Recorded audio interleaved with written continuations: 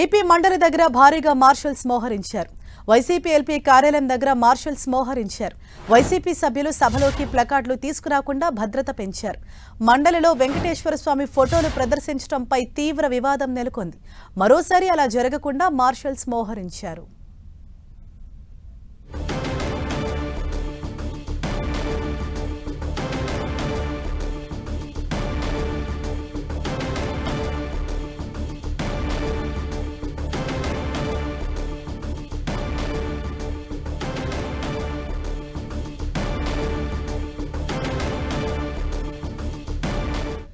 ఇవాళ శాసన మండలిలో వైసీపీ సభ్యులు ఏదైతే వెంకటేశ్వర స్వామి ఫోటోతోటి వారు సభలోకి వచ్చి నిరసన తెలిపారో దానిపైన ఇటు కూటమి నేతలు తీవ్రంగా మండిపడుతున్నారు.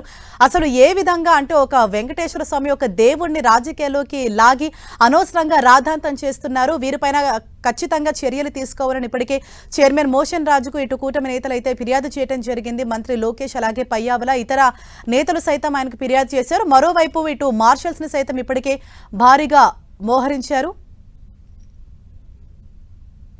రైట్, ఇదే అంశంపై బొత్స సత్యనారాయణ మాట్లాడుతున్నారు. లైవ్ ద్వారా చూద్దాం. ఆలోచించమని కోరుతున్నాం. అయినప్పటికీ కూడా ఇవాళ ఏదైతే బడ్జెట్ మీద చర్చను కూడా వాళ్ళు కొనసాగనీయకుండా చర్చకి ఎలవ్ చేయకుండా ఈ కార్యక్రమం చేసినందుకు ఈ లోపభూయిష్టంగా ఉన్న ఈ బడ్జెట్ని నిన్న మా మాజీ ముఖ్యమంత్రి గారు మా రాష్ట్ర అధ్యక్షుడు మాట్లాడారు. దాని మీద మాకు ఏమాత్రం కూడా సంతృప్తికరం లేదు. పూర్తిగా కూడా అది దొంగతనం ఉంది. ఏ వర్గానికి మంచి జరగలేదు. ఇవాటి నుంచి 3 రోజుల్లో మా సభ్యులందరూ కూడా దాని మీద ప్రజలతో ఈ విషయాన్ని షేర్ చేసుకుంటామనే విషయాన్ని మీ ద్వారా తెలియజేస్తున్నాం.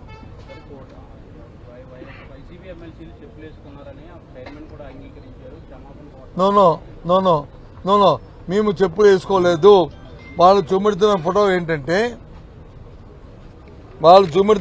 ఏంటంటే ఏదైతే హౌస్లోకి వచ్చినప్పుడు ఆ టేబుల్ మీద ఉన్న ఆ దేవదేవుడి ఫోటో తీసుకొని అక్కడ నుంచి బయలుదేరే ముందు తీసుకొని చెప్పులు ఇప్పి బయలుదేరుతున్నప్పుడు తీసిన ఫోటోలు.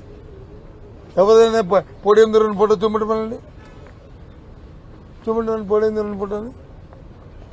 ఇది మాత్రం ఇంకో పూజ. ఇది పూజ. ఇది అపచారమా అది అపచారమా చెప్పండి. ఇది అపచారమా? ఇంకో ఫోటో ఉంటుంది. ఇది అపచారమా అది అపచారమా చెప్పండి. ఇదేనా? ఇది అపచారమా అది అపచారమా చెప్పండి. మాకు తెలియదండి. మేము దేవుణ్ణి ఆరాధిస్తాం కాబట్టి మాకు పాప బీతుంది కాబట్టి మేము వచ్చి దీని మీద తప్పు మీరు మాట్లాడుతుంది ఆపండి అని చెప్పి ముందు అడిగాము.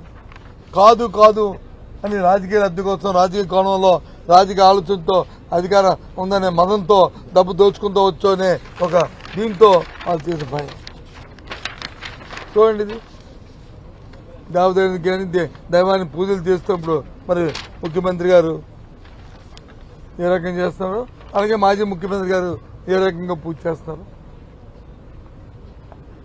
చూడండి. వీళ్ళ మాట్లాడేది, వీళ్ళ మాకు సమాధానం చెప్పేది, వీళ్ళ మమ్మల్ని అడిగేది.